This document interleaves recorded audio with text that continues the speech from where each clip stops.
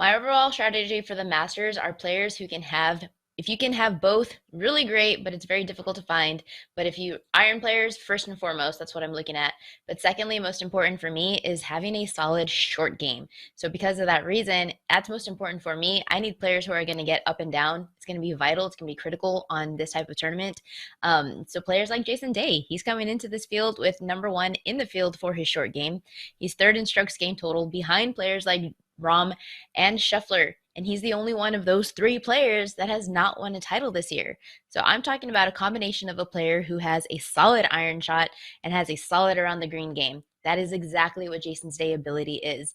And he is playing some of his best golf that he's had of his career. He didn't qualify for the Masters last year, and he had back-to-back missed cuts. So it's a bit scary to take somebody like Jason Day when his odds are only 22 to 1 for an outright. But he has experience here at the Masters, which is what's most important. I don't care about the results. I care about how many rounds have you played. Tied in with having some of his best golf that he's played as of late, I have to factor in Jason Day. He's one of my favorites this week for sure. So what other markets interest you, Pam, whether it's make or miss the cut, any head-to-head matches that you have your eye on? For all the players that I like, I typically like to bet them in the top 20. So there's six players that I'm interested in other than Jason Day. Players like Rory McIlroy, Scotty Scheffler, Patrick Cantlay, and Tony Finau, they all made my betting card. So I'm very conservative. So if you're getting anywhere between like minus 110, minus 120 for a top 20 or better, then I'm plugging them into a top 20 market. I typically don't like to bet top 10s because there's nothing more infuriating when you take a top 10 and your player finishes T11. It's heartbreaking knowing that you could have taken them in the top 20 market instead. Now, as far as looking at other players that aren't, I mean, Tiger Woods, I really truly believe that he has a chance here to finish inside the top 30, and you're getting plus money.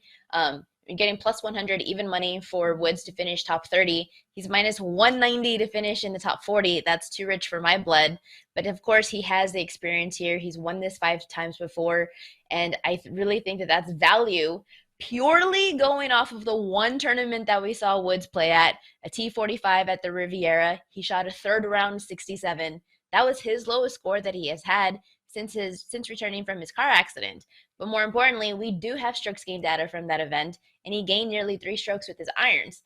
You need to have solid iron play here at Augusta, but it was more so of like the eye test rather than data information. If you saw him play at the Genesis Invitational, he was comfortable, he was walking happy, he was kind of just like locked into his game and enjoying himself, which tells me that he's coming into this with some like really solid, potentially like he's healthy, and we may be seeing him maybe not get back to like a win, but put himself into contention to play all 4 rounds. So I do think that Tiger Woods at even money to finish in the top 30 is definitely worth a grab. Talk to me about Tony Finau. You mentioned him a little bit ago. I think he's intriguing. He's a long hitter. Give me some reasons why he could win the Masters.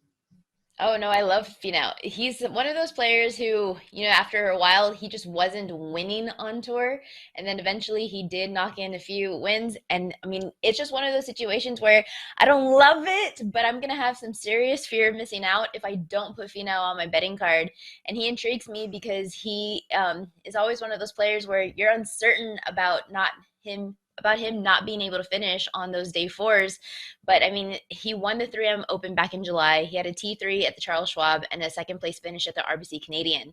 So I think I love Finau more so as like a top 10 finish rather than an outright. But still, I would put him as an outright. But in all three of those events that I mentioned, those were bent grass surfaces. And his around the green game, it's typically troublesome, but he's losing strokes in 4 straight in 2021. In 2019, 2021, he gained 4 strokes or better around the green when playing here at Augusta. So maybe it's the familiarity with the course, maybe it's the conditions, but he seems to be better in his problem area when playing the Masters. So it's like if it clicks this week, we know that the ability is there. Weather conditions are going to be volatile. So for me, Finau is a bit of a sleeper pick because everyone's going to be looking at Rahm, at Rory, at Scheffler. Well, why not consider Tony Finau, who's also a long ball hitter? We know he can hit it off the tee. He's one of the best iron players on tour, and who seems to be really well around the green when playing the Masters. So that combination could work well this week.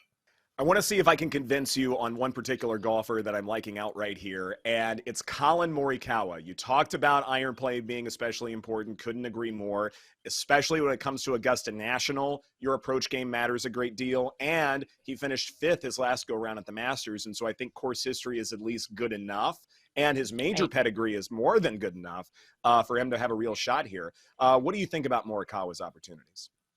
Players like Morikawa and Victor Hovland, these are players that just, regardless of how good you are with your irons, you're just not going to be intriguing enough for me to want to lay down money simply because their short game is so atrocious.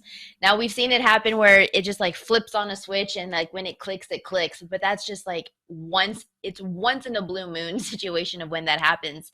And he's been fairly neutral around the green in his last few tournaments, which has been beneficial, but he is still hemorrhaging red with that putter. And I'm talking about losing 3 strokes, losing 4 strokes. And that's just, you cannot have that type of play here at this type of course. Now there's an opportunity here instead to maybe look for the head-to-head market, because if he's playing somebody similar, then I would definitely back him because his iron play is elite enough. And I talked about how the soft conditions are going to allow players to hit directly at the pin, which is going to give him more birdie opportunities potentially. It's just, is he going to knock those birdies in when the situation arises?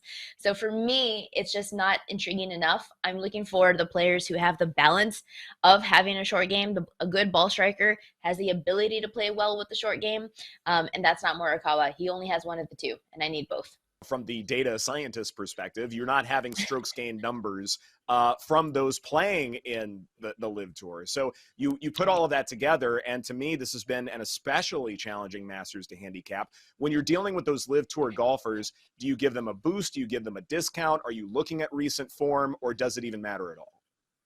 For content purposes, sure, I'll look at the live players. For betting purposes and putting my hard-earned dollars on it, I'm not really interested in backing any of the live players at all for all the reasons that you mentioned.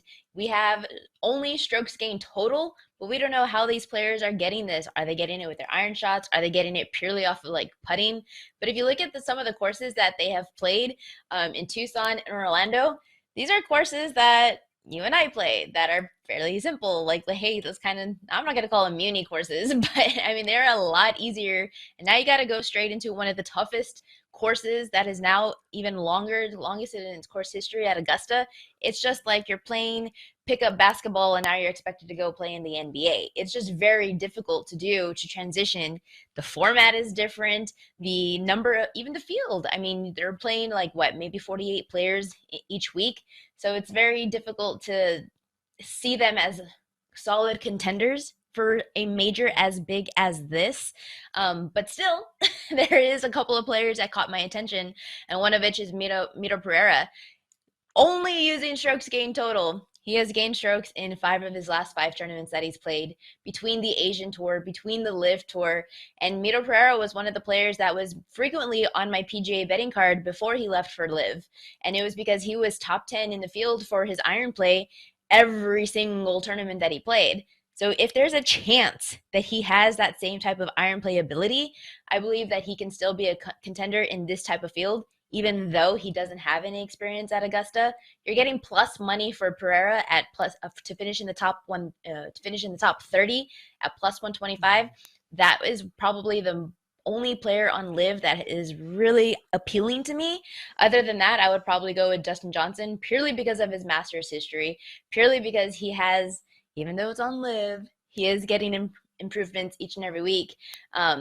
So, I mean, he's intriguing, and he has the long ball hitter. He's one of the great, before he left for Live, he was great with his irons. He was great around the green. He was even a great putter. So he kind of previously had the mold to fit this course.